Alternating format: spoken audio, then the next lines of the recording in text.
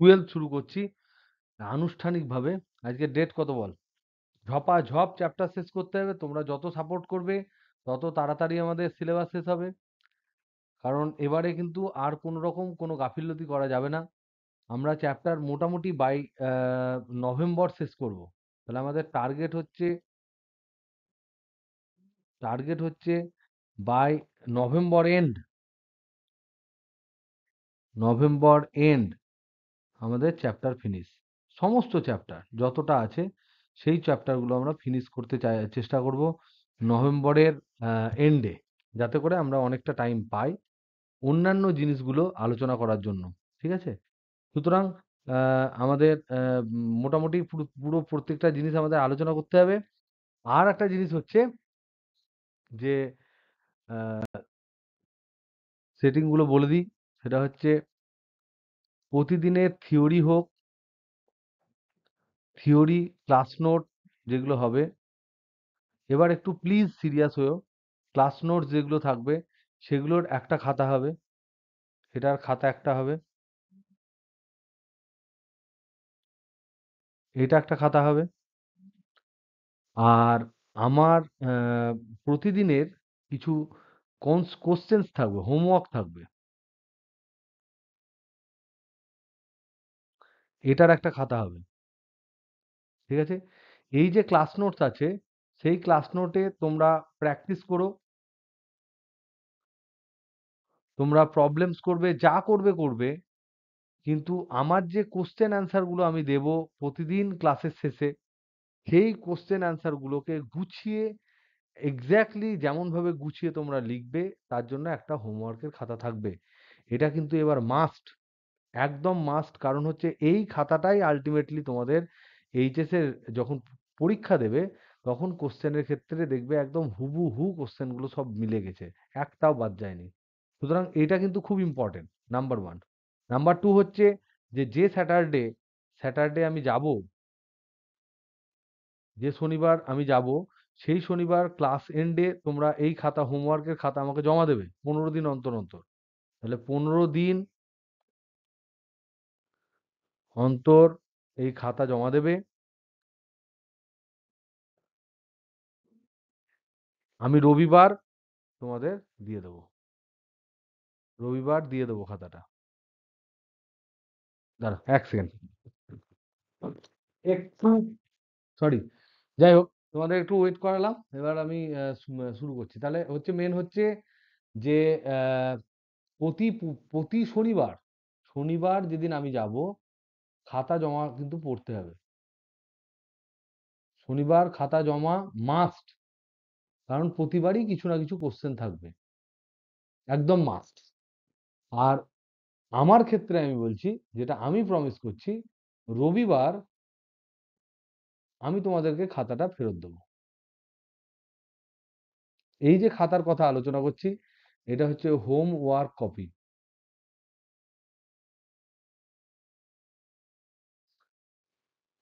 এবারে যে ব্যাচটা ছিল সেই ব্যাচের মধ্যে 70% থেকে 80% স্টুডেন্ট আমার কথা মতো চলেনি, কিন্তু তবুও যারা চলেছে কয়েকজন খুব ভালো পরীক্ষা দিয়েছে, বাদ বাকি সব অ্যাভারেজ পরীক্ষা দিয়েছে। এবারে কোশ্চেন যেটা আছে, এবারে যে কোশ্চেনটা ছিল সেই কোশ্চেন কিন্তু রিলেটিভলি কিন্তু তোমার ছিল moderate two tough, moderate question ছিল, ইজি কোশ্চেন কিন্তু ছিল না। কোশ্চেন কিন্তু ইজি ছিল না। আর একটা জিনিস যেটা তোমরা দেখবে, কোশ্চেনের ক্ষেত্রে কিন্তু যে অর গুলো থাকে, সেই অর গুলো যদি অরের মধ্যে তুমি যদি করতে না পারো তাহলে কিন্তু তোমার নাম্বার বাদ চলে যাবে। দেখেছিস না দেখিসনি কোশ্চেনে? ধরে নাও একের দাগের কোশ্চেন, একটা কোশ্চেন দিল অর দিয়ে, আর একটা কোশ্চেন দিল এতে, বিতে কোনো অর দিল না, সিতে একটা কোশ্চেন দিল অর দিয়ে আর একটা কোশ্চেন দিল। তাহলে এই কোশ্চেন গুলোর মধ্যে কোনটা ম্যান্ডেটরি হয়ে গেল, করতেই হবে কোনটা, এ বি সি এর মধ্যে কোনটা করতেই হবে, যেটা না করলে আমার নাম্বার কাটা যাবে, কোনো অল্টারনেটিভ নেই। কোনটা? বি। বি এর কিন্তু অল্টারনেটিভ নেই। তার মানে কি, এবারে প্রতিবারই পরীক্ষার ক্ষেত্রে এই 1-2 নাম্বার মার্কস কিন্তু 1 বা 2 এরকম মার্কস কিন্তু এরকম জাস্ট আলাদা করে থাকে। এবার আলাদা করে থাকলে যদি তোমরা পুরোটা ভালো করে না পড়ো, তাহলে কিন্তু 100-তে 100 পাবে না, মানে 70-এ 70 পাবে না। আমি চাই যে তোমাদের ব্যাচ থেকে অ্যাটলিস্ট 70-এ 70 3 থেকে 4 জন 5 জন পাক, এবং বাদবাকি যারা পাবে তারা 60 অ্যাভাব পাক। আমাদের ওয়েস্ট বেঙ্গল বোর্ডের কোশ্চেন কিন্তু এখনো পর্যন্ত মানে একদম জলের মতন সহজ কিন্তু হয় না। প্রত্যেকটা কোশ্চেন পেপারের মধ্যে উম একদম যে কিছুই না লিখলে নাম্বার পাওয়া যাবে এরকম কিন্তু হচ্ছে না। এবং মনে রাখবে যে এরা প্রতিবারই এই ফিজিক্স সাবজেক্ট বা কেমিস্ট্রি সাবজেক্ট, কেমিস্ট্রি তার হয়তো তুলনামূলকভাবে কম, ফিজিক্সের ক্ষেত্রে কিন্তু আমি দেখতে পাচ্ছি বারবার কিছু না কিছু কোশ্চেন টুইস্ট করছে। যে টুইস্ট গুলো করছে তার জন্য আমি সতর্ক হয়েছি, আরো সতর্ক হয়েছি, যাতে করে কোনো জায়গাগুলো আমাদের বাদ না যায়। ছোট্ট ছোট্ট ফাঁক ফোকর যেগুলো থাকে, যেগুলো হয়তো খুব সহজ অথচ একটু থিওরি লিখে দিলে কমপ্লিট হয়ে যেত, সেই জায়গাগুলো আমি আগেরবার মুখে বলে দিয়েছিলাম। যারা খুব সিনসিয়ারলি শুনেছে তারা পেরেছে, আর যারা সিনসিয়ারলি শোনেনি বা ধর ক্লাস মিস করে গেছে, তাদের সেই পার্টে কিন্তু 1-2 নাম্বার করে বাদ গেছে। তার মানে মোটামুটি এই 70-এর মধ্যে আমি যেটুকু দেখলাম কোশ্চেনে, যে 3 থেকে 4 জন মতো এই 67-র ওপর পাবে, কিন্তু 70 কেউ পাবে না এবার। কারণ প্রত্যেকেই একটা না একটা ভুল করে এসছে। একটা ভুল একজন এক জায়গায় করেছে, আর একটা ভুল একজন অন্য জায়গায় করেছে, পুরোটা ঠিক করে আসতে পারেনি। তো আমি তাদের নাম ঠাম বলছি না, কিন্তু 3 থেকে 4 জন কিন্তু 67-র ওপর পাবে।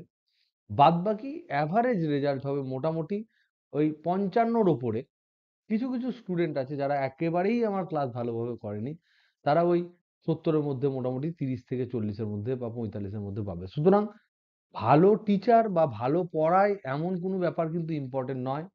ইম্পর্টেন্ট হচ্ছে তুমি কতটা স্যারের কাছে মানে দখল করে নিলে, কতটা তুমি স্যারের কাছ থেকে নিয়ে নিলে, সেটাই ইম্পর্টেন্ট। বারবার কিন্তু আমি বারবার এই কথাটা বলবো না। ক্লাস 12 পরীক্ষার তুমি জয়েন্ট এন্ট্রান্স দুবার দিতে পারো, একবার খারাপ হলে আরেকবার দিতে পারো। জেই মেন এমনিতেই 1 বছরে দুবার দেওয়া যায়। নিট যদি একবারে না পাও, তুমি 1 বছর পর আবার দিতে পারো। তুমি নার্সিং এর পরীক্ষা একবারে পেলে না, পরের বার দিতে পারো। কিন্তু মনে রাখবে এইচএস এর পরীক্ষা কিন্তু তোমরা একবারই দিতে পারবে। আর এর রেজাল্ট যদি খারাপ হয়ে যায়, তাহলে ওই খারাপ হওয়ার রেজাল্টটা কিন্তু সারা জীবন বয়ে বেড়াতে হবে।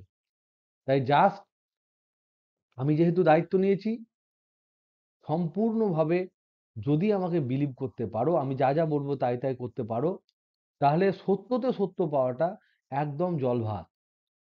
আর যদি কোনো রকম অবিশ্বাস জন্মগ্রহণ করে, অবিশ্বাস ঠিক নয়, মানে ধর কোনো একদিন এলি একটু অতি পাকামো করলি, যে ঠিক আছে কি পড়াবে পরের দিন পড়ে নেবো, ক্লাস মিস করে গেলি।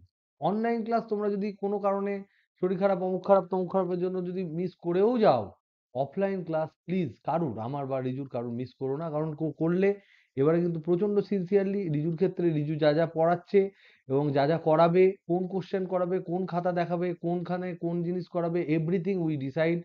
আমরা ডিসাইড করে প্রত্যেকটা জিনিস পড়াচ্ছি। আমি কিন্তু খুব সিনসিয়ার, আমি কিন্তু প্রচন্ড সিনসিয়ার। আমি খুব রিকোয়েস্ট করব যে তোমাদের মধ্যে থেকে প্রচুর ব্রিলিয়ান্ট ছেলে মেয়ে তোমরা আছো, প্লিজ তোমরা একটু সিনসিয়ার হও। তো 10 মিনিট গেল, এটা তোমাদের টাইম নিলাম।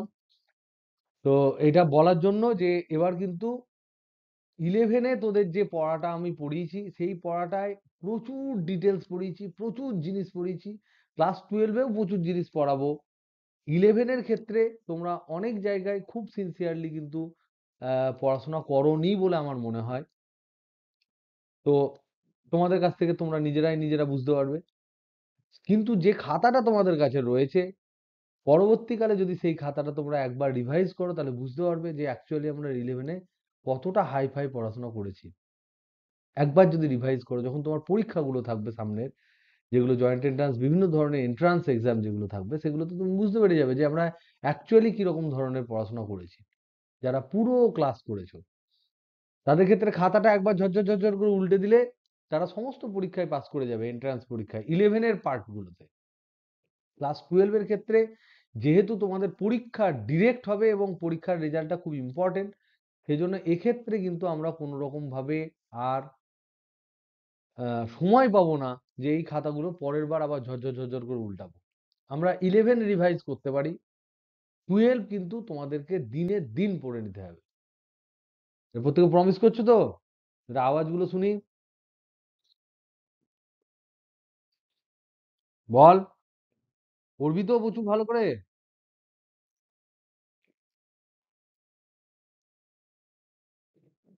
আবিদার বলা পেলাম মনে হলো। এবার কিন্তু ক্লাস মিস করা যাবে না। শরীর যদি রোজ যেতে হবে, শরীর খারাপ হলেও শরীরটাকে বাড়িতে রেখে আসবি, মনটাকে নিয়ে চলে আসবি। ওকে? ওকে, চলো চলো স্টার্ট করি। তাহলে আমাদের আজকে আমি এত ভাট কেন বকলাম, তার কারণ হচ্ছে আমরা আজকে প্রথম চ্যাপ্টারটা পড়বো, যেটা হচ্ছে স্থির তড়িতের। তোরা প্রত্যেকে বই কিনেছিস তো? ওকে। প্রাথমিক ঘটনাবলী, এই চ্যাপ্টারটা আজকে আমরা পড়বো। স্থির তড়িৎ, তাহলে এখান থেকে আমরা দেখতে পেলাম স্থির তড়িৎ বলতে কি বোঝায়, ফার্স্ট আমরা বুঝবো স্থির তড়িৎ বলতে বোঝায় কি। তার আগে আমরা বুঝবো তড়িৎ বলতে বোঝায় কি। তাহলে ফার্স্ট হচ্ছে তড়িৎ কি জিনিস, তড়িৎ আধান কি জিনিস, এটা আমরা বুঝবো। তার মানে এবার আমরা বুঝবো তড়িৎ তাড়িতিক অবস্থা, কারোর তড়িৎ আছে, এইটা বুঝতে কি বোঝায়। আর একটা হচ্ছে যে যেটা নিউট্রাল, তার মানে হচ্ছে তোমার আহ, যেটা তড়িৎ নেই, মানে হচ্ছে নিউট্রাল, নিস্তড়িৎ, সরি নিউট্রাল বা নিস্তড়িৎ, নিস্তড়িৎ অবস্থা বলতে কি বোঝায়, নিস্তড়িৎ অবস্থা বলতে কি বোঝায় এটা আমরা বুঝবো। ফার্স্ট এটা বুঝবো, তারপর আমরা বুঝবো যে এই তড়িৎ আধানের কি কি ধর্ম আছে। তাহলে আধানের কিছু ধর্ম আছে, সেটা সম্বন্ধে আমরা বুঝবো। এগুলো প্রচন্ড ইজি, খুব ইজি। আর একটা জিনিস হচ্ছে তড়িৎ পরিবাহী বলতে আমরা কি বুঝি, এটা সম্বন্ধে বুঝবো। এবং তড়িৎ পরিবাহী বা তড়িৎ পরিবহন করে কেমন করে, সেই অনুযায়ী ম্যাটেরিয়ালকে বা এই যে পদার্থগুলো পাওয়া যায় আশেপাশে, তারা কত ভাগে বিভক্ত, সেটা নিয়ে আমরা আলোচনা করব। আলোচনা করার পর আমরা আলোচনা করব বিভিন্ন রকমের ইম্পর্টেন্ট, বিভিন্ন ইম্পর্টেন্ট ধারণাকে, ধারণাকে যে তড়িৎ এই করে, তড়িৎ ওখানে থাকে, ধাতুর ক্ষেত্রে তড়িৎ ওখানে থাকে, উপরের সারফেসে থাকে, অধাতুর ক্ষেত্রে এখানে থাকে, এই থাকে, ওই থাকে, সেই থাকে, নানা রকম জিনিস আমরা আলোচনা করব। এবং শেষে আমরা কনক্লুড করব যে তড়িৎ ঘনত্ব বলতে কি বোঝায়, এটা সম্বন্ধে কি বুঝবো। আর আমরা শেষে পড়ব বজ্রপাত বলতে কি বোঝায়। তার আগে, বজ্রপাতের আগে আমরা পড়ব তড়িৎ মোক্ষম বলতে কি বোঝায়, আর বজ্রপাত কি জিনিস। এইটুকু চ্যাপ্টার আছে এই এই এই যে তোমার এই যে প্রথম চ্যাপ্টার, সেই চ্যাপ্টারে এই সমস্ত জিনিসগুলো আছে এবং এইগুলো প্রত্যেকটাই খুব ইম্পর্টেন্ট, কোনোটাই কিন্তু ফেলে দেওয়ার জিনিস নয়। তাহলে ফার্স্ট হচ্ছে আমরা আলোচনা করব যে আধান বলতে কি বোঝায়, আধান কখন সৃষ্টি হয়,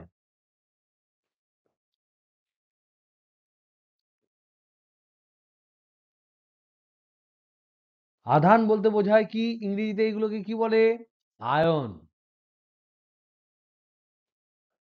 বলে না বলে না, পজিটিভ আয়ন, নেগেটিভ আয়ন, এগুলো কখন সৃষ্টি হয় বলো তো দেখি। আধান কখন সৃষ্টি হয়, যখন কোনো কোনো নিস্তড়িত পরমাণু থেকে ইলেকট্রন, এই যে আমি ই লিখছি, ইলেকট্রন লিখছি, তোমরা পরীক্ষার সময় তোমাদেরকে কিন্তু ইলেকট্রনই লিখতে হবে, ইলেকট্রন নির্গত হয়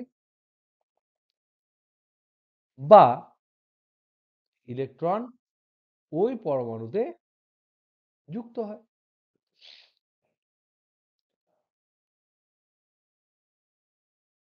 তাহলে ধরে নাও এ হচ্ছে একটা পরমাণু, এই পরমাণু থেকে যদি একটা ইলেকট্রন নির্গত হয়, তাহলে এটা কি হবে,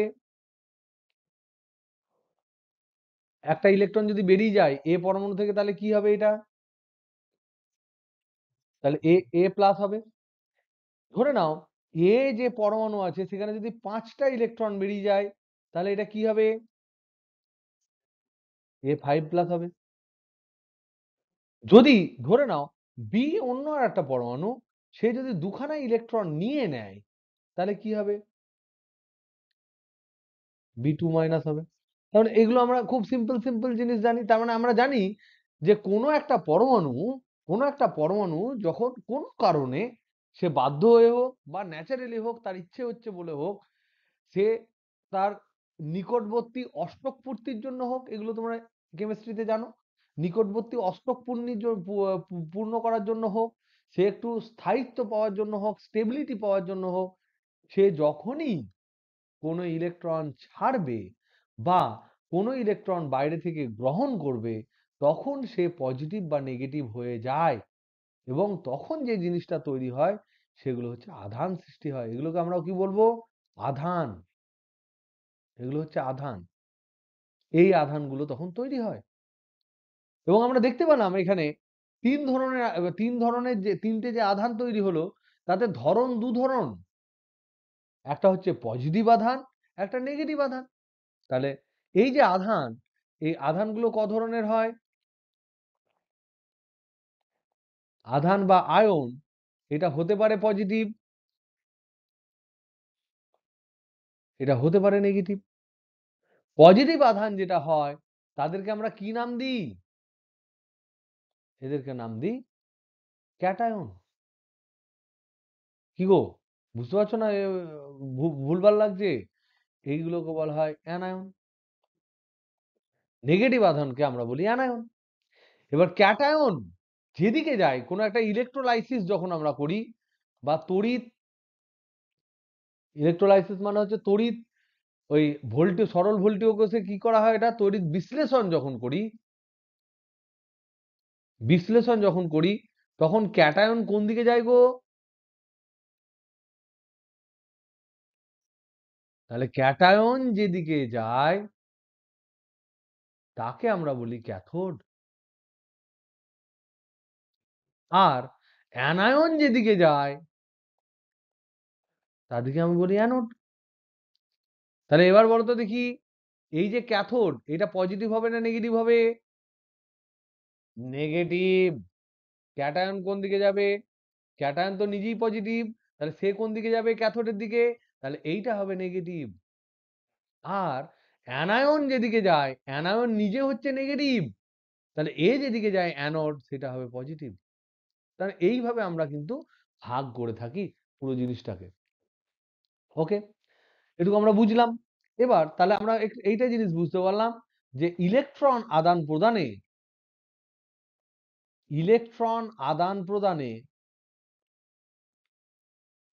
আদান প্রদানে একটি নিস্তড়িত মৌল, একটি বাংলা বানান ভুল যদি হয় পরে কারেক্ট করে নিস, নিস্তড়িত মৌল তড়িৎগ্রস্ত হয়।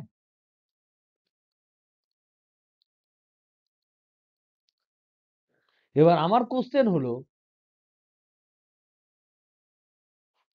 হলো তাহলে বলো তো দেখি, তোমরা যদি কোনো লোহাতে টাচ করো, বা তোমার পেনে টাচ করছো, বা তুমি কোনো বইয়ে টাচ করছো, বা তুমি কোনো জায়গার উপর বসে আছো, তুমি জামা পরে আছো, তুমি হেয়ার ব্যান্ড পরে আছো, বা যা খুশি পরে আছো, সেই সবকিছু জিনিসে তো ইলেকট্রন আর প্রোটন আছে। আছে না নেই? আমরা যদি পরমাণুর ভেতরে যাই, তাহলে তো আমরা দেখতে পাই যে পরমাণুর ভেতরে একটা ক্ষুদ্র অংশে থাকে নিউক্লিয়াস, আর তার চারিদিকে বিভিন্ন কক্ষপথে কে ঘোরে? ইলেকট্রন ঘোরে। আমরা তো জানি এটা। তাহলে কোনো একটা পদার্থের মধ্যে নিউক্লিয়াস পজিটিভ আর ইলেকট্রন নেগেটিভ হওয়া সত্ত্বেও পদার্থতে টাচ করলে আমাদের শক লাগে না কেন?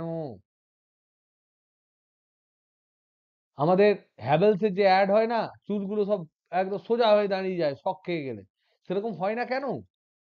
তাহলে কোশ্চেন হচ্ছে যে কোনো লোহার টুকরো লোহার টুকরের মধ্যে টুকরোর মধ্যে নিউক্লিয়াস আছে,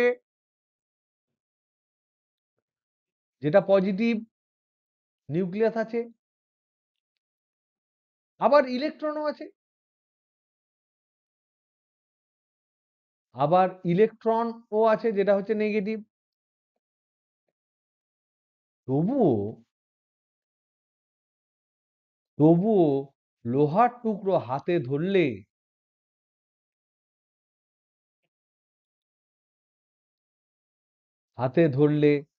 শক লাগে না কেন?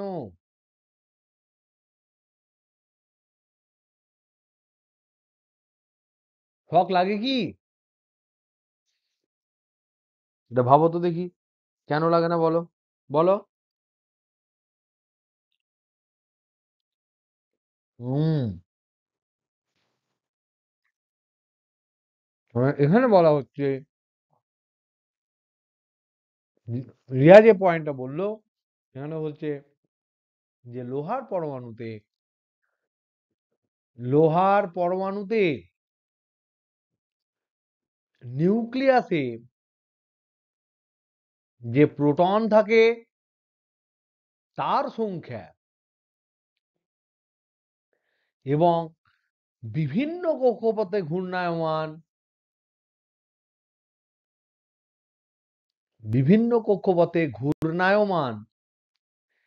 ইলেকট্রনের সংখ্যা, কি বললো? তাহলে নিউক্লিয়াসে প্রোটন সংখ্যা আর বিভিন্ন কক্ষপথে ঘূর্ণায়মান ইলেকট্রনের সংখ্যা সমান। তাহলে কি নিস্তড়িত হবে? এইবার আমার কোশ্চেন হচ্ছে, তাহলে কি সত্যিই নিস্তড়িত হবে? যদি ইলেকট্রন আর প্রোটনের সংখ্যা সমান হয় কোনো একটা নিউক্লিয়াসে, তাহলে কি সব সময় নিস্তড়িত হবে? তাহলে এই যে পয়েন্টটা আগে বলা হলো, এটা হচ্ছে পয়েন্ট নাম্বার 1। এটা দরকার, এটা নিস্তড়িত হওয়ার জন্য দরকার, এটা নিস্তড়িত হবার জন্য প্রয়োজনীয় শর্ত। কিন্তু এটা সাফিসিয়েন্ট নয়, এটা পর্যাপ্ত শর্ত নয়। ইংরেজিতে আমরা এটাকে কি বলতে পারবো? এই যে point 1, this point is necessary but not sufficient, কিন্তু পর্যাপ্ত নয়। এই যে যুক্তিটা পয়েন্ট 1-এ যে যুক্তিটা আমরা দিয়েছি, সেই যুক্তিটা কোনো একটা মৌল নিস্তড়িত হওয়ার জন্য অবশ্যই একটা দরকারি এবং প্রয়োজনীয় সত্য, কিন্তু এইটা পর্যাপ্ত সত্য নয়। কেন? কারণ দেখো, ধরে নাও এটা একটা নিউক্লিয়াস, আর এর চারিদিকে বিভিন্ন জায়গায় ইলেকট্রন ঘুরছে। প্রথম কক্ষে কথার কথা 2টো ইলেকট্রন ঘুরছে, পরের কক্ষে কথার কথা 4টে ইলেকট্রন ঘুরছে। তাহলে এটা কোন কোন অ্যাটম?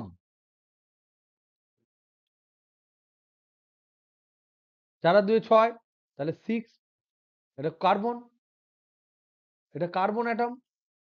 কার্বনের 6খানা কক্ষপথে দেখো 6খানা ইলেকট্রন ঘুরছে। যদি এই কার্বন পরমাণুকে নিস্তড়িত হতে হয়, তাহলে শুধুমাত্র 6খানা প্রোটন আর 6খানা নিউট্রন হলেই হবে না, তার সাথে আর অষ্টকপূর্তি হলে কেন? অষ্টকপূর্তি হলে তো নেগেটিভ হয়ে যাবে কার্বন। আরো দুটো যদি ইলেকট্রন ঢুকে যায়, তাহলে তো কার্বন নেগেটিভ হয়ে যাবে, তাহলে তো শক খেয়ে তো চুল উড়ে চলে যাবে।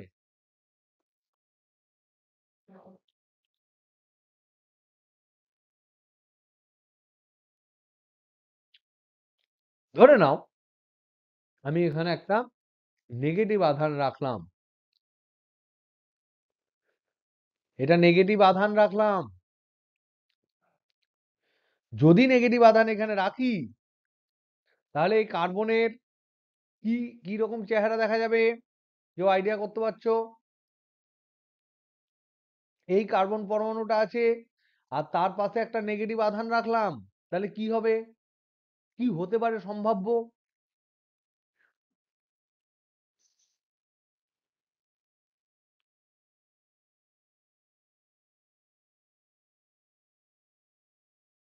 একটা কার্বন পরমাণুর মধ্যে পজিটিভ নিউক্লিয়াস আছে আর নেগেটিভ ইলেকট্রন আছে। আমি একটা নেগেটিভ আধানকে পাশে নিয়ে এসেছি অন্য একটা নেগেটিভ আধানকে, তাহলে এবার কি হবে?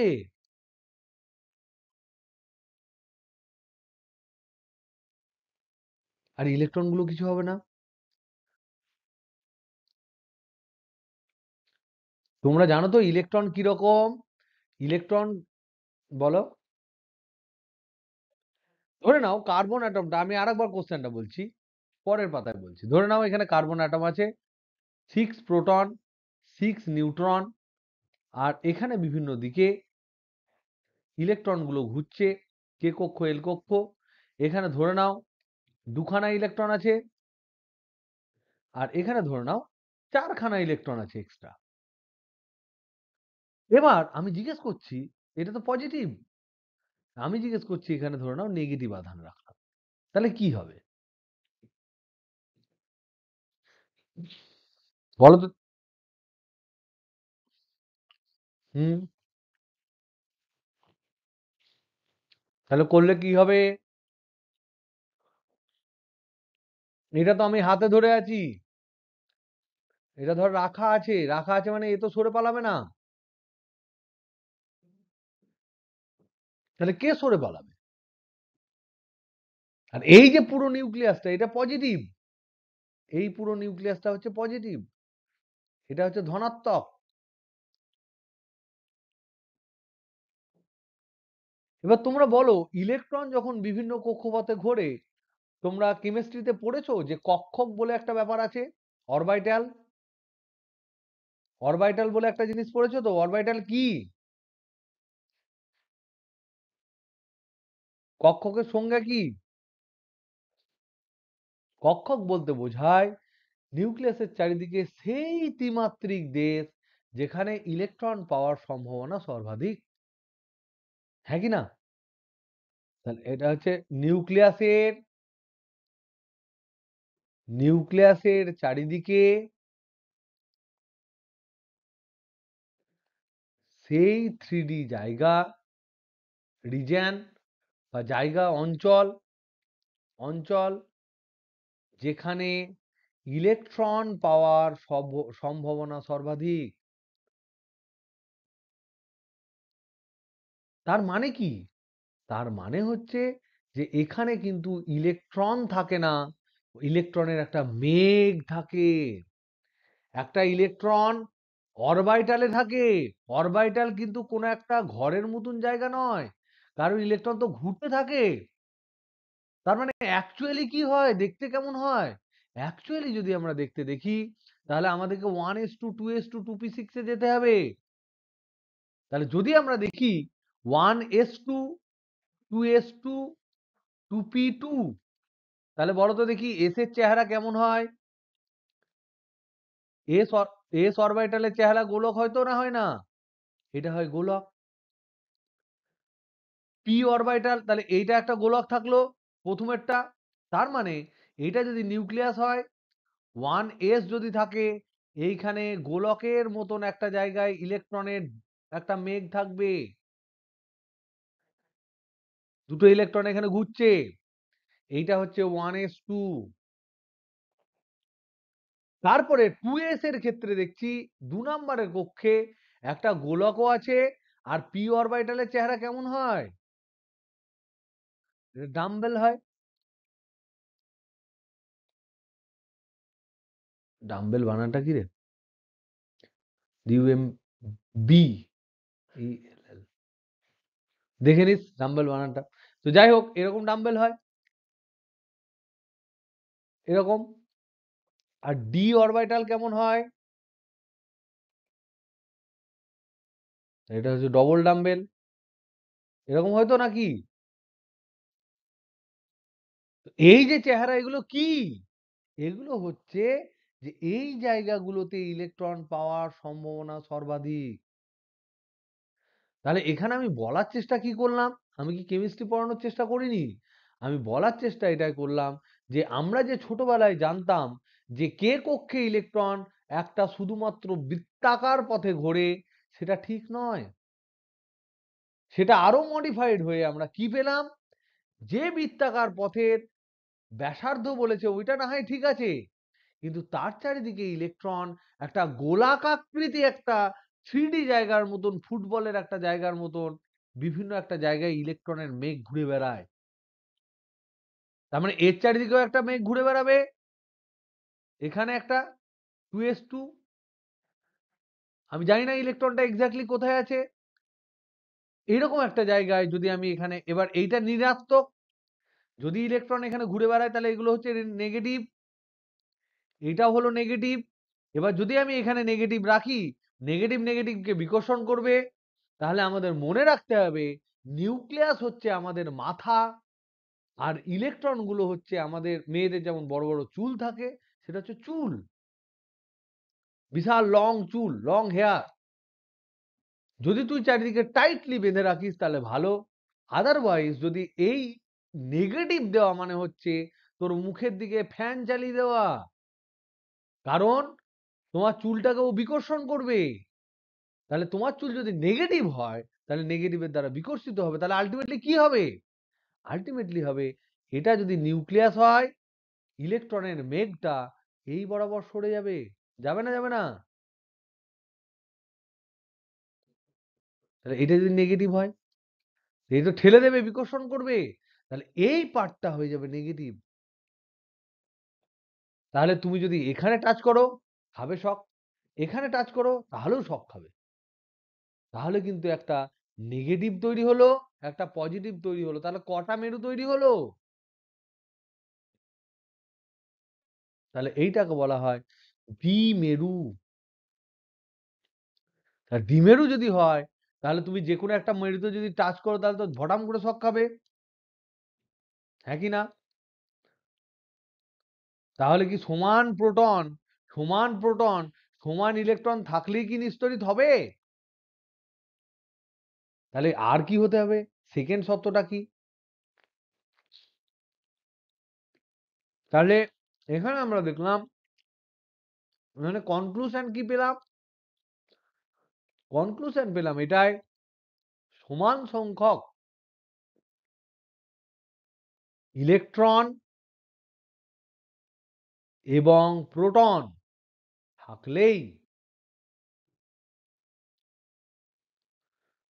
থাকলেই নিস্তড়িত পরমাণু তৈরি হয় না।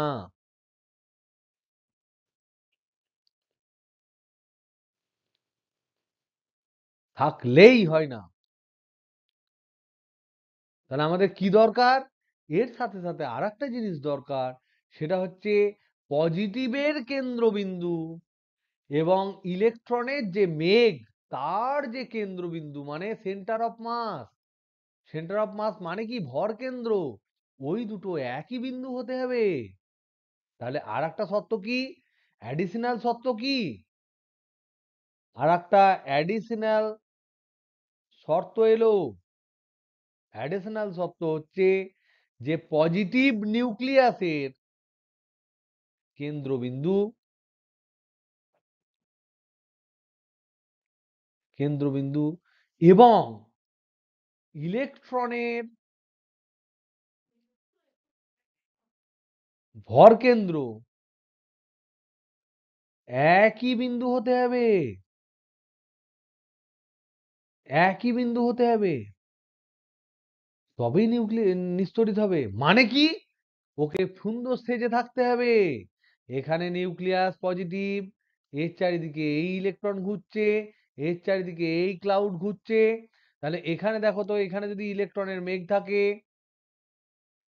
এখানে যদি ইলেকট্রনের মেঘ থাকে, তাহলে ইলেকট্রনের কেন্দ্রবিন্দু কোথায়, এরকম করে যদি ইলেকট্রনের মেঘ থাকে, তার কেন্দ্রবিন্দু কোথায় হবে, এই এর কেন্দ্রবিন্দু কোথায় হবে, একটা বালার কেন্দ্রবিন্দু কোথায়, তোমাদের হাতের বালার একটা গোলকের ফুটবলের কেন্দ্রে হয়, সেই কেন্দ্রে কে আছে, তাহলে এইগুলো হচ্ছে সব নেগেটিভ ভর কেন্দ্র হয়, এটা হচ্ছে নেগেটিভ। তাহলে নেগেটিভের ভর কেন্দ্র কোথায় পড়লো, এখানে পড়লো যেখানে পজিটিভ আছে। তাহলে পজিটিভ এবং নেগেটিভের ভর কেন্দ্র একই বিন্দু যদি হয়, তবেই নিস্তড়িত হবে। কি বোঝা গেল?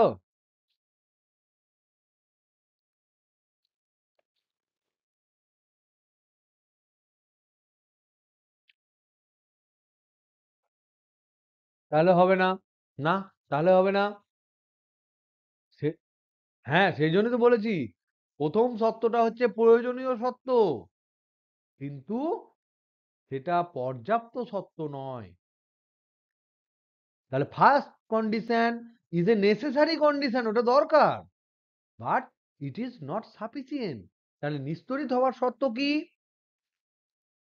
নিস্তড়িত হওয়ার শর্ত কি? প্রথম শর্ত হচ্ছে ইলেকট্রন সংখ্যা সমান প্রোটন সংখ্যা।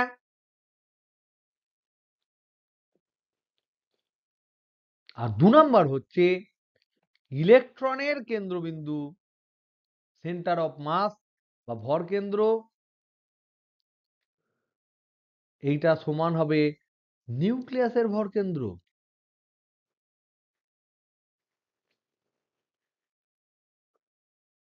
এখনো পর্যন্ত কিন্তু আমরা বেশি কিছু পড়িনি। সো এটা তোমাদের কাছে ক্লিয়ার তো, হ্যাঁ কি না? কি গো? ওকে।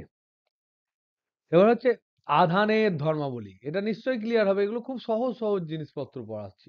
আধানের ধর্মাবলী হচ্ছে আরো খুব সহজ। আধানের কি ধর্ম আছে? ১ নাম্বার আধানের ধর্ম হচ্ছে সম আধান। সম আধান পরস্পরকে বিকর্ষণ করে। ২ নাম্বার হচ্ছে বিপরীত আধান পরস্পরকে আকর্ষণ করে। এগুলো ধর্ম। ৩ নাম্বার হচ্ছে একটি আধানের পরিমাণ, একটি আধানের পরিমাণ, কোন একটি আধানের পরিমাণ ইলেকট্রনের ইলেকট্রনের আধানের আধানের অখণ্ড সংখ্যার গুণিতক হয়। এটা মানে বুঝতে পারছো? সংখ্যার গুণিতক হয়। কোন জায়গায় ধরো বলেছে কোন একটা আধান আছে, এত পরিমাণ আধান আছে, তাহলে সেটা ইলেকট্রনের আধানের অখণ্ড সংখ্যার গুণিতক কেন হবে? কেউ আমাকে একটু ভেবে বলো তো দেখি। কেন ইলেকট্রনের আধানের সংখ্যার এদিক ওদিক হবে? মানে ধরে নাও দুখানা ইলেকট্রন কেউ পরিত্যাগ করেছে, তুমি আগে বলো আধান তৈরি হয় কেন? কারণে যেতে হবে। আধান তৈরি হয় কেন? আমরা কি করে দেখলাম আধান তৈরি হয়? তাহলে কেউ যদি ইলেকট্রন গ্রহণ করে, তাহলে সে ইলেকট্রনের যতটা নেগেটিভ চার্জ ততটুকু গ্রহণ করবে। তাহলে কেউ কি কোনোদিন এরকম হতে পারে যে ১.৫ খানা ইলেকট্রন গ্রহণ করেছে, হাফ খানা ইলেকট্রন গ্রহণ করেছে, এমন হতে পারে? ইলেকট্রন তো একটা গোটা জিনিস। তাহলে ইলেকট্রন যদি গ্রহণ বা বর্জন, যেটা জিনাত বললো যে আধান তৈরি হয় ইলেকট্রন গ্রহণ করা বা বর্জন করার জন্য, তাহলে হয় আমি ইলেকট্রন গোটায় গোটায় বর্জন করব, নাহলে গোটা গোটা গ্রহণ করব। এরকম তো হয় না যে ১/৪ অংশ ইলেকট্রন কেউ গ্রহণ করে অর্ধেক খায়নি, সেটা হয় না। তাহলে এখানে ইলেকট্রনের যা আধান হবে তার অখণ্ড সংখ্যার গুণিতক হচ্ছে তার কারণ। তার কারণ জানতে গেলে আমার আধান সৃষ্টির কারণে গেলেই আমরা বুঝতে পারবো। তার কারণ হচ্ছে কি? কেন? তার কারণ হচ্ছে যে আধান সৃষ্টি হয় গোটা গোটা ইলেকট্রনের, গোটা গোটা লিখলে কেমন একটা বাজে লাগে, সেজন্য আমরা কি লিখবো? অখণ্ড। অখণ্ড ইলেকট্রন গ্রহণ বা বর্জনে, গ্রহণ বা বর্জনে। তাহলে আমি যদি একখানা ইলেকট্রন নিই, দুখানা ইলেকট্রন নিই, তিনখানা ইলেকট্রন নিই, বা একখানা ইলেকট্রন ছেড়ে দিই, দুখানা ইলেকট্রন ছেড়ে দিই, তিনখানা ইলেকট্রন ছেড়ে দিই, তাহলে সেক্ষেত্রে ছেড়ে দিলে আমি পজিটিভ হব। কত পজিটিভ হব? যত ইলেকট্রনের আধান তার ১ গুণ, ২ গুণ, ৩ গুণ, ৪ গুণ, ৫ গুণ, প্লাস বা মাইনাস। সেটা তো এরকম হতে পারে না 1.1 ইন্টু ই। বুঝতে পারছো না পারছো না? কি গো? তার মানে যদি যদি আধানের পরিমাণ কিউ হয় এবং একটি ইলেকট্রনের আধান সমান ই হয়, তবে কিউ ইকুয়াল টু হবে এন ইন্টু ই, যেখানে যেখানে এন হলো একটি অখণ্ড সংখ্যা, সাধারণ সংখ্যা। তার মানে এন কি হতে পারে? 0 হতে পারে, +1 হতে পারে, -1 হতে পারে, +-2 হতে পারে, +-3 হতে পারে, ডট ডট ডট ডট। এই যে ধর্ম, এটাকে বলা হয় আধানের কোয়ান্টাইজেশন।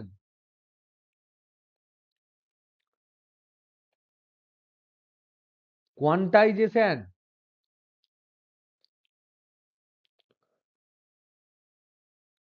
কোয়ান্টাইজেশন অফ চার্জ মানে হচ্ছে চার্জ কিন্তু ইলেকট্রনের আধানের গোটা গোটা গোটা গোটা প্লাস মাইনাস হয়। কারণ ইলেকট্রন যদি কেউ গ্রহণ করে, সে গোটাই গ্রহণ করবে, যতগুলোই ইলেকট্রন গ্রহণ করুক, বা বর্জন করলে সে গোটা বর্জন করবে। তাই ইলেকট্রনের আধানের মানে তোমার কোনো ফ্র্যাকশন হতে পারে না, কোনো 1/4, 1/2, 1/3 এরকম হতে পারে না। কিন্তু এর একটা ব্যতিক্রম আছে, এটা সাধারণত তাই হয়। ব্যতিক্রম কি? ব্যতিক্রম হচ্ছে আমাদের যে এখন বর্তমান গবেষণায় দেখা গেছে যে আধুনিক গবেষণা কি দেখছে, আধুনিক গবেষণা থেকে আমরা কি পেয়েছি? গবেষণা থেকে পেয়েছি প্রোটন, নিউট্রন এগুলোকে ভাঙা যায়, এগুলোকে ভাঙা যায়, এবং প্রোটন ভাঙা যায়, নিউট্রন ভাঙা যায়। এগুলো কি দিয়ে তৈরি? এগুলো তৈরি হচ্ছে প্রোটন, নিউট্রন, কোয়ার্ক এবং গ্লুয়ন দিয়ে। গ্লুয়ন দিয়ে তৈরি। এই যে কোয়ার্কের কথা আমরা আলোচনা করছি, এই কোয়ার্ক গুলো, এদের যে আধান, এদের আধান কিন্তু +2/3 ইলেকট্রনের আধান, -1/3 ইলেকট্রনের আধান, এরকম ধরনের ফ্র্যাকশন হয়। এটা হচ্ছে ব্যতিক্রম। কি বুঝতে পারছো না পারছো না? কিরে? এবার তারপর হচ্ছে আধান হলো একটি স্কেলার রাশি।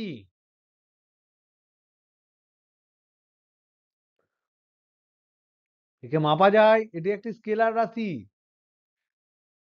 ইলেকট্রনের আধানের মান, একটি ইলেকট্রনের আধানের মান কে বলতে পারবে?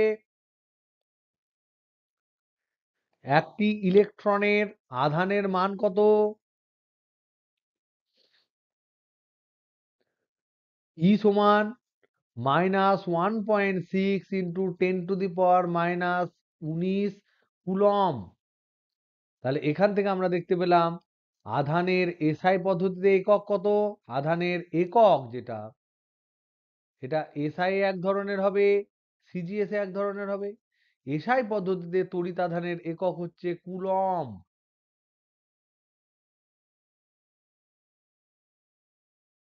আর সিজিএস এর একক হচ্ছে stat coulomb. Stat coulomb, STAT coulomb, বা এর আবার আরো নাম আছে, ইএসইউ আধান। ইএসইউ আধানও বলা যায়। তাহলে স্ট্যাট কুলম্ব, ইএসইউ আধান বলা যায়। মনে রাখতে হবে এই যে এদের মধ্যে সম্পর্ক, এই সম্পর্কটা কি? 1 কুলম সমান 3 × 10⁻10 স্ট্যাট কুলম। 10⁻9, সরি। 1 কুলম সমান 3 × 10⁻9 স্ট্যাট কুলম।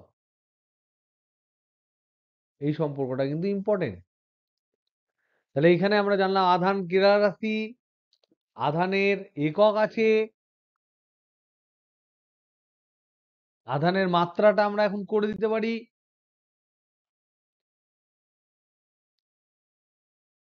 আধানের মাত্রা জানতে গেলে তোমরা ক্লাস 10-এ পড়েছো, তড়িৎ প্রবাহ মাত্রা পড়েছো না পড়োনি? তড়িৎ প্রবাহ মাত্রা কিন্তু এসআই পদ্ধতিতে একটা মূল একক। আই সমান হয় কি? কিউ/টি। পড়েছিস না পড়িসনি? একক সময়ে কোনো একটা পরিবাহীর মধ্যে দিয়ে যতটুকু আধান যায় তাকে আমরা তড়িৎ প্রবাহ মাত্রা বলি। তার মানে কি? এটা হচ্ছে প্রবাহিত আধান বাই সময়। তাহলে আধানের একক কি হবে? তাহলে এখান থেকে আমরা বলতে পারি আধান কিউ সমান আই ইন্টু টি। তাহলে আধানের মাত্রা কি হবে? আধানের মাত্রা কিউ এর মাত্রা সমান হচ্ছে আই এর মাত্রা, আর টাইমের মাত্রা মানে হচ্ছে পাতি টি। তাহলে আই ইন্টু টি হলো মাত্রা। আমাদের যেমন এম, এল, টি ছিল এইগুলো, তেমন আই কিন্তু হচ্ছে এম এল টি এর মতনই আর একটা মাত্রাতে সে আই থাকে। আর কি থাকে? কেলভিন থাকে। তোমরা দেখেছো তো, কেলভিনও কিন্তু মাত্রার মধ্যে থাকে। অনেক সময় মোলও থাকে। মোল যেহেতু নাম্বার, এটাকে কেউ রাখে কেউ রাখে না, এইগুলো কিন্তু সব ঢুকে যায়। আমরা যেহেতু তড়িৎ চ্যাপ্টার পড়ছি, তার জন্য যখনই আমরা আধান ফাধান ইত্যাদি ইত্যাদি পাবো, তখন মাত্রাতে আধানের কিন্তু আই ইন্টু টি বসাবো। ওকে, বুঝতে পেরেছো না পারোনি? কিরে, আর একটা ইম্পর্টেন্ট জিনিস হচ্ছে আধানের সংরক্ষণ সূত্র।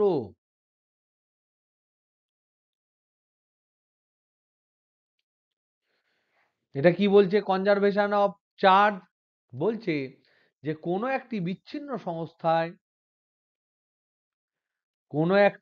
বিচ্ছিন্ন সংস্থার মোট আধান ধ্রুবক থাকে।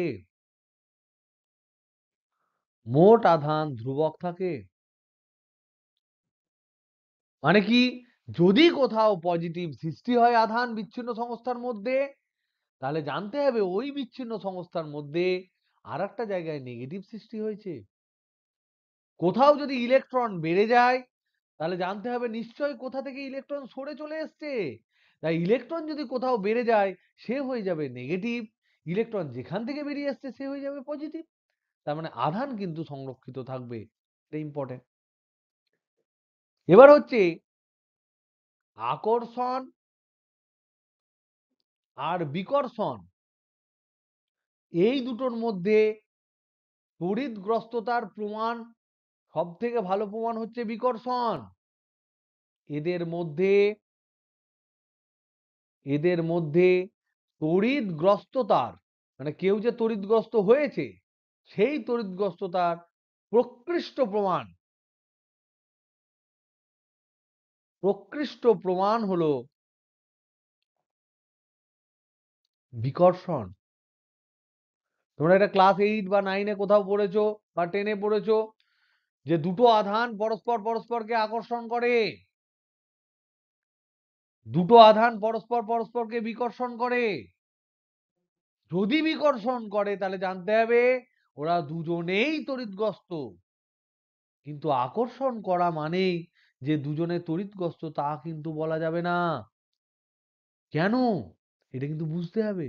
এটা কি বলতে পারবে কেন দুটো আধানের মধ্যে আকর্ষণ হচ্ছে? তার মানে কি তুমি বলতে পারবে যে দুজনেই তড়িৎগ্রস্ত?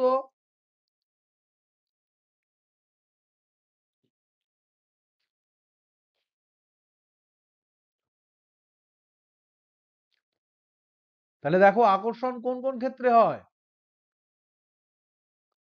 পজিটিভ নেগেটিভ, এদের মধ্যে কি হবে,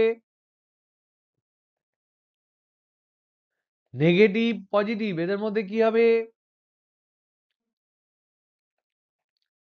পজিটিভ জিরো এদের মধ্যে কি হবে, নেগেটিভ জিরো এদের মধ্যে কি হবে,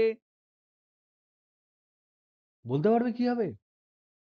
এইটা যদি পজিটিভ হয় তাহলে বলো তো এর নিউক্লিয়াস থাকবে না, এর ইলেকট্রন থাকবে না, তাহলে ইলেকট্রন কোন দিকে সরে যাবে,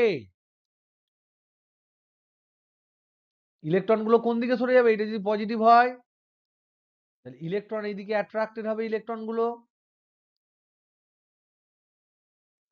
তার ফলাফলে কি হবে, এই যে পজিটিভটা আছে এর পজিটিভ হবে, আর এই যে নিউক্লিয়াস আছে তার ইলেকট্রন গুলো এইদিকে সরে আসবে।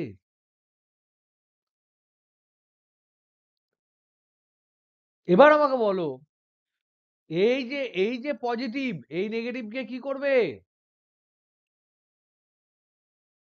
এই যে পজিটিভ আকর্ষণ করবে। এবার আমাকে বলো তো দেখি, এই আকর্ষণের মান বেশি হবে না নিউক্লিয়াসে নিউক্লিয়াসে বিকর্ষণের মান বেশি হবে, কোনটা বেশি হবে, আকর্ষণের মান বেশি হবে, বিকর্ষণের মান। তোর এক বন্ধু আছে ধর আফগানিস্তানে, সে তোর বাড়ির পাশে থাকলে তোকে তুই খুব ঘৃণা করিস, বাড়ির পাশে থাকলে বেশি ঘৃণা করবি, বেশি তোর গা জ্বলবে, না আফগানিস্তানে থাকলে বেশি গা জ্বলবে, বল? তাহলে যে কাছে থাকবে, আকর্ষণ হোক বা বিকর্ষণ হোক, সে যদি কাছে থাকে সেই পরিমাণটা কিন্তু বাড়ে। সেজন্য বাংলায় আমরা সবসময় একটা কথা বলি, চোখের বাইরে তো মনের বাইরে। মানে হচ্ছে যে দূরে চলে যায় তার প্রতি ফিলিংস আমাদের এমনি কমে যায়। এই যে আমাদের বাংলার কথা, বিজ্ঞান তার সপক্ষে কিন্তু যুক্তি দেয়। আমরা সেকেন্ড চ্যাপ্টারে কিন্তু যদি পড়ি তাহলে আমরা বুঝতে পারবো এই যে অ্যাট্রাকশন এবং রিপালশন হয় এটা কিন্তু ডিস্টেন্সের উপর নির্ভর করে। এবং আমরা দেখব ডিস্টেন্স যত বাড়তে থাকবে তার দূরত্বের বর্গের ব্যস্তানুপাতিক হারে এই আকর্ষণ বলের মান এবং বিকর্ষণের বলের মান কিন্তু কমতে থাকবে। তার মানে এই যে নেগেটিভটা কাছে আছে যেহেতু, এই নেগেটিভটা একে আকর্ষণ করবে, আর এই পজিটিভটার যে বিকর্ষণ সেটা কম। তাহলে আকর্ষণ বেশি, বিকর্ষণ কম, তাহলে দুটো মিলে আলটিমেটলি আকর্ষণ থাকবে না বিকর্ষণ থাকবে? তাহলে আমি কি বলতে পারছি যে এই দিকের এ আধান না এ আধান, কে আধান বলতে পারছি কি? এ তো ছিল নিস্তড়িত, এ তো নিস্তড়িত। তাহলে আমি কি ক্লিয়ারলি বলতে পারছি যে দুজনেই তড়িৎগ্রস্ত? কি গো, আমরা এখানে দেখতে পেলাম আকর্ষণ, এখানেও হয়ে গেল আকর্ষণ। তাহলে একটা পজিটিভ একটা নিস্তড়িতের মধ্যেও আকর্ষণ হয়ে গেল, আর একটা নেগেটিভ একটা নিস্তড়িতের মধ্যে কি হবে, এর নিউক্লিয়াস আছে, এর ইলেকট্রন আছে, এবার ইলেকট্রন গুলোকে ঠেলে ফেলে দেবে, তার জন্য কি হবে, নেগেটিভ এখানে থাকবে, আর এখানে যে পজিটিভ নিউক্লিয়াস থাকবে তার এই দিকে চলে যাবে ইলেকট্রন গুলো, তার মানে এখানে নেগেটিভ তৈরি হবে। এবার বলো তো দেখি, নেগেটিভ আর পজিটিভ কি হবে, আকর্ষণ।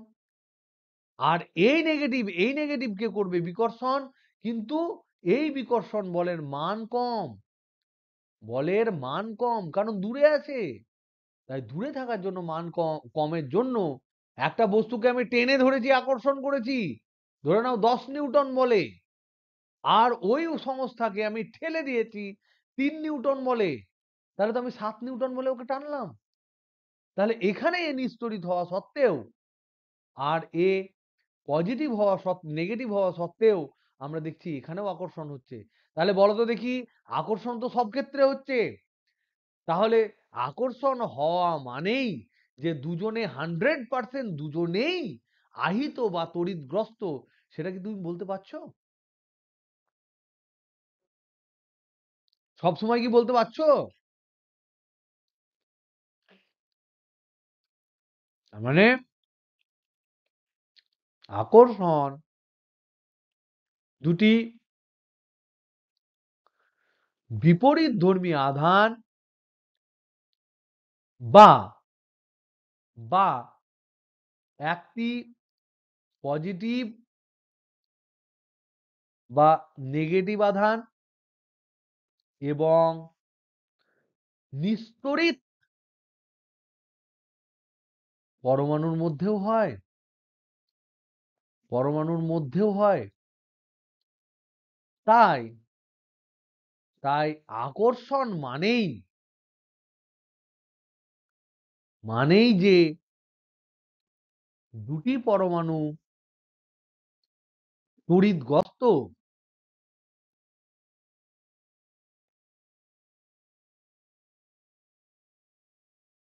তা প্রমাণ করা যায় না। কিন্তু এবার বলো তো দেখি, কিন্তু বিকর্ষণের ক্ষেত্রে কি হবে? সমধর্মী হতে হবে। মানে পজিটিভ পজিটিভ হলো, তাহলে কি হবে? নেগেটিভ নেগেটিভ হলো, তাহলে কি হবে?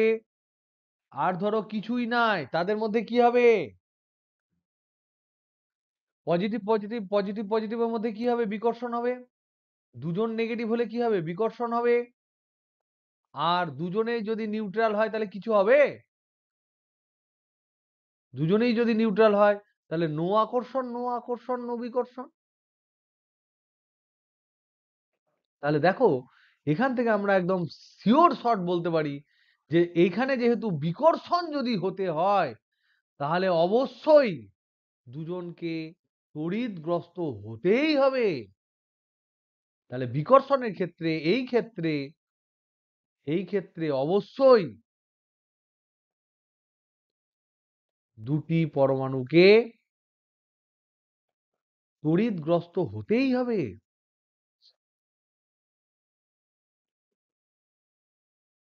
তাই আমরা বলতে পারি যে বিকর্ষণই হচ্ছে তড়িৎগ্রস্ততার প্রত্যক্ষ প্রমাণ, সব থেকে ইম্পর্টেন্ট প্রমাণ, এটা আমরা বলতে পারি। নেক্সট, আমি এটা বলেই শেষ করব আজকে। নেক্সট ইম্পর্টেন্ট পার্ট হচ্ছে যে পদার্থকে, এই মহাবিশ্বে যত ধরনের পদার্থ পাওয়া যায় তারা তড়িৎ পরিবহন, তাদের অনেক রকম ভাগ করেছি আমরা। যেমন ধরে নাও এরকম ভাগ করেছি: মৌল, যৌগ, মিশ্র, এরকম করেছি তো। মৌলকে আমরা দুভাগে ভাগ করেছি, তিন ভাগে ভাগ করেছি, কি কি? ধাতু, অধাতু, ধাতু কল্প, করেছি না করিনি? Hello hello hello hello. এটা কি অনুযায়ী? এটা কি অনুযায়ী? গঠন অনুযায়ী। গঠন অনুযায়ী এরকম ভাগ করেছি। আবার এই পদার্থটাকেই আবার আমরা ভাগ করেছি অবস্থা অনুযায়ী।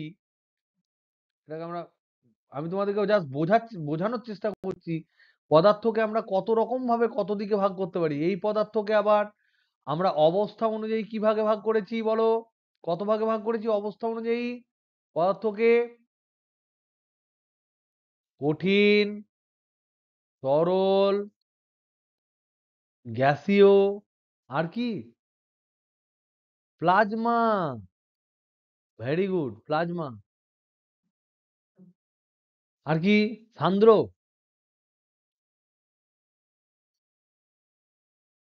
বোস-আইনস্টাইন স্টেট, সে বলাই যেতে পারে। আর একটা ওটা কোয়ান্টাম মেকানিক্যাল যদি আমি বলি তাহলে বোস-আইনস্টাইন স্টেট। যাই হোক, ওটাকে আমরা আপাতত তোমাদের সিলেবাসের বহু বহু বাইরে বলে আমি ছেড়ে দিলাম। তাহলে একটা হচ্ছে বোস-আইনস্টাইন কনডেনসেশন স্টেট। এটা বলেছে কেউ? হুম। হ্যাঁ। কি বলছিস? কি জিনাত, কি জিজ্ঞেস করলি? এইটা হচ্ছে এমন একটা স্টেট যে আমাদের যেমন, তোমরা মনে আছে পাউলি একটা কথা বলেছে? পাউলি এক্সক্লুশন প্রিন্সিপাল কি বলেছে পাউলি? অপবর্জন নীতি আছে তো। অপবর্জন মানে কি? অপবর্জন নীতি মানে কি? ও বলতে চাইছে পাউলি যে কোনো দুটো ইলেকট্রনের এন, এল, এম এল, এম এস সব কটা একই হতে পারে না। এন, এল, এম এল যদিও বা সমান হয়ে যায় তাহলে ms একজনের প্লাস হাফ হলে আরেকজনের মাইনাস হাফ হবে। তার মানে কি, ইলেকট্রনের ক্ষেত্রে, যে ইলেকট্রনের ক্ষেত্রে NO সমান, LO সমান, MLO সমান, MSO সমান, তাদেরকে বলা হয় একটা নির্দিষ্ট স্টেট। এটা ইলেকট্রনের ক্ষেত্রে হতে পারে না, এটা ইলেকট্রনের ক্ষেত্রে হয়। ইলেকট্রনকে বলা হয় ফার্মিয়ন। ফার্মিয়ন। আর আরেক ধরনের পদার্থ আছে যাদেরকে বলা হয় বোসন। এই বোসন কণা কার নামে হয়েছে জানো? আমাদের দেশের সবচেয়ে বড় এবং বিখ্যাত বিজ্ঞানী হচ্ছে বিজ্ঞানী সত্যেন্দ্রনাথ বোস। এবং সত্যেন্দ্রনাথ বোস আইনস্টাইন যখন থিওরি আবিষ্কার করেছিলেন, তখন তাকে কলকাতা ইউনিভার্সিটি থেকে একটা চিঠি লিখে পাঠান যে স্যার, আপনার এই থিওরির মধ্যে কিছু কিছু জায়গায় আমার সামান্য সামান্য কিছু পয়েন্ট অ্যাড করার আছে, আমার মনে হয় এটাকে এইভাবে করলে ভালো হবে। তাতে আইনস্টাইন এত খুশি হয়েছেন যে তার থিওরির আগে বোসের নাম দিয়েছেন। আমরা কিন্তু সত্যেন বোসকে চিনতে গেলে আমাদের অনেক দূর পর্যন্ত পড়তে হয় ফিজিক্স, তবেই সত্যেন বোসের নাম আমরা শুনতে পাই। কিন্তু Satyendranath Bose was one of the most talented scientist, theoretical physicist India has ever produced. ভারতবর্ষে অত বড় থিওরিটিশিয়ান সায়েন্টিস্ট খুব বেশি কিন্তু তৈরি হয়নি, যতগুলো তৈরি হয়েছে তাদের মধ্যে একজন কিন্তু বিজ্ঞানী সত্যেন বোস। সেই সত্যেন বোস বললেন ফার্মিয়ন হচ্ছে ইলেকট্রন যাদের স্পিন হাফ হয়, যাদের স্পিন সংখ্যাটা হাফ হয় বা 3/2 হয়, হাফ ইন্টিজার হয়, মানে হচ্ছে হাফ হতে পারে, মাইনাস হাফ হতে পারে, 3/2 হতে পারে, 5/2 হতে পারে, এই ধরনের হয়, তাদেরকে আমরা ফার্মিয়ন বলি। হাফ, 3/2, 5/2 এগুলো যদি হয়। আর কিছু কিছু পদার্থ আছে যাদের স্পিন হয় 1, 2, 0 এই ধরনের হয়, গোটা গোটা হয়, তাদেরকে বলা হয় বোসন। বোসন কাদেরকে বলা হয়? যারা বোস আইনস্টাইনের থিওরি মেনে চলে। তো তাদের ক্ষেত্রে কি হয়, এরকম অপবর্জন নীতি নেই। অপবর্জন নীতি কেবলমাত্র ফার্মিয়নের জন্য। সেই জন্য একটা স্টেটে একজনই থাকতে পারে। বোস আইনস্টাইনের ক্ষেত্রে যেহেতু কোনো অপবর্জন নীতি নেই, তাই একটা স্টেটে অনেকজন থাকতে পারে। সেই যে স্টেট, সেই স্টেটটাকে বোস আইনস্টাইন কনডেনসেশন স্টেট বলা হয়। বুঝছো? Hello hello hello.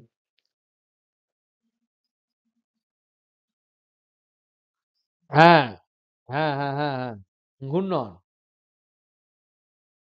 স্পিন। ওকে, এবার দেখো, পদার্থকে আমরা বিভিন্নভাবে ভাগ করেছি। এবার আমরা লাস্ট একটা লাইন বলবো, তারপরে এটা থেকে শুরু হবে। পদার্থকে তড়িৎ পরিবহন কেমন করে, তড়িৎ পরিবহন কেমন করে, সেই অনুযায়ী পদার্থকে অনেক ভাগে ভাগ করা যায়। কি কি ভাগে ভাগ করা যায়? একটা একটা হচ্ছে কুপরিবাহী, একটা হচ্ছে সুপরিবাহী, আর একটা হচ্ছে অর্ধপরিবাহী। এইটুকু সবই তোমাদের সিলেবাসে আছে, যেটা নাই সেটা হচ্ছে অতি পরিবাহী।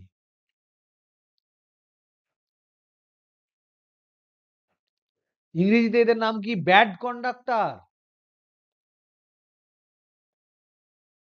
ব্যাড কন্ডাক্টর বা একে বলা হয় ইনসুলেটর। সুপরিবাহী মানে গুড কন্ডাক্টর বা শুধু কন্ডাক্টর। অর্ধ মানে সেমি, একে বলা হয় সেমি কন্ডাক্টর। আর অতি মানে হচ্ছে সুপার, সেই জন্য একে বলা হয় সুপার কন্ডাক্টর। মানে কি, যারা তড়িৎ প্রবাহ একদম, বলো কেউ কিছু কোশ্চেন করছো?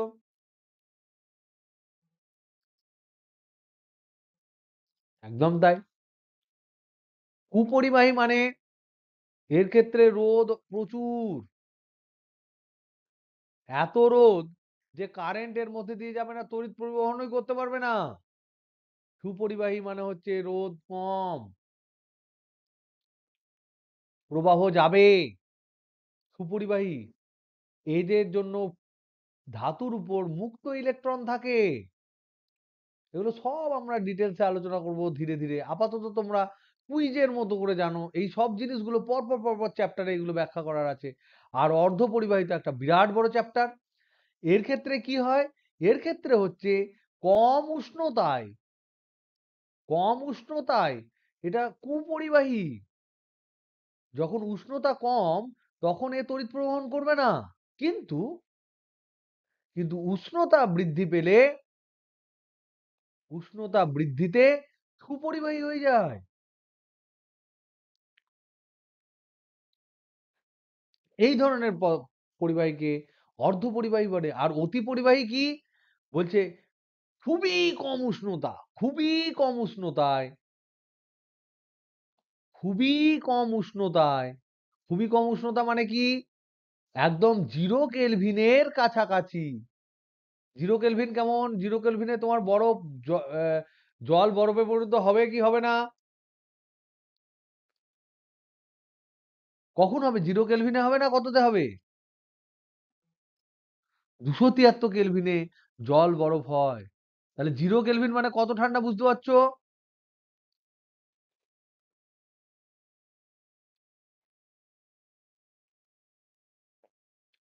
মনে রাখবে 273 কেলভিনে জল বরফ হয়। মনে রাখবে 77 কেলভিনে বাতাসের নাইট্রোজেন, নাইট্রোজেন কি হয়ে যায়? তরল হয়। মনে রাখবে 4.2 কেলভিনে বাতাসের হিলিয়াম তরল হয়। এই যে হিলিয়ামের যে তাপমাত্রা, এই রকমের কাছাকাছি তাপমাত্রায় কিছু কিছু পদার্থ আছে যাদের রোধ প্রায় শূন্য হয়ে যায়, শূন্যই হয়ে যায়। তাহলে এইরকম উষ্ণতায়, এই রকম কম উষ্ণতায়, খুবই কম উষ্ণতায়,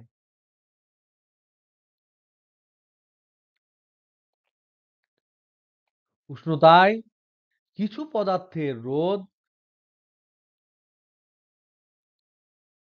শূন্য হয়ে যায়। তখন তার কারেন্ট প্রচুর পরিমাণে হয়। এইটাকে বলা হয় অতি পরিবাহী।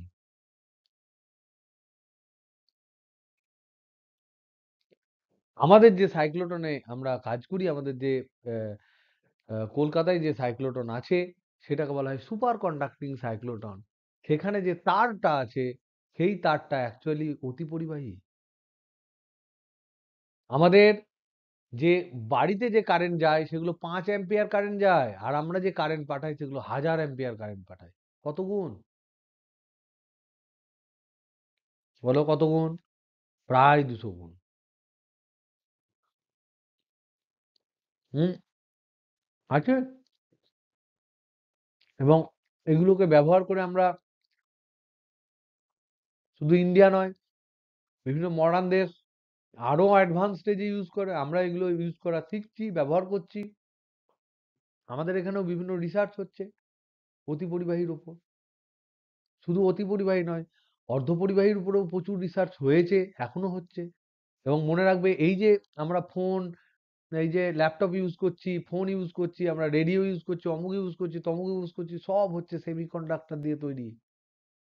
সব যে চিপস, আইসি, হেন তেন এগুলো থাকে, সবকিছু আমাদের কম্পিউটারের এভরিথিং। আগে বড় বড় বায়ুশূন্য টিউব থাকতো, সেগুলোকে বাদ দিয়ে এখন সব হচ্ছে অর্ধপরিবাহীতে ভর্তি। সো আমাদেরকে বলা হয় the world of semiconductor. Semiconductor না থাকলে, না আবিষ্কৃত হলে এবং তার যদি বিশাল বিবর্ধন না হতো ব্যবহারের, তাহলে কিন্তু আজকে এত দূরে থেকে ভিডিও কলে আমরা কিন্তু পড়াশোনা করতে পারতাম না। বুঝতে পারছো? সো প্রত্যেকটা জিনিস যেগুলো আমি এখন আপাতত তোমাদের বললাম সবগুলোই প্রচুর প্রচুর পরিমাণে ব্যবহার হয়। ওকে, আজ তবে এইটুকু থাক। আজকে কোনো নেহি, বেশি উষ্ণতা হলে তো খুব বাজে কন্ডাক্টর হয়ে যাবে। অন্তরক, অন্তরক, বেশি উষ্ণতায় অন্তরক। একটা নির্দিষ্ট উষ্ণতার নিচে ওটা অতি পরিবাহী হবে, তার উপরে গেলে ও বাজে পরিবাহী, মানে হচ্ছে কুপরিবাহী। বুঝছো? Good night. তাহলে স্যাটারডে আমরা এই চ্যাপ্টারটা ফিনিশ করব। এখান থেকে যে এইচএস এর কোশ্চেন গুলো পড়েছে সেগুলো পড়বো। এখান থেকে যে যে কোশ্চেন গুলো পরীক্ষায় পড়তে পারে সম্ভাব্য, যদি টাফ কোশ্চেন করে কি কি করবে সেগুলো পড়বো, করে এই চ্যাপ্টারটা আমরা শেষ করব। আর সানডে আমরা নতুন চ্যাপ্টার শুরু করব। ওকে, চলো, গুড নাইট, বাই।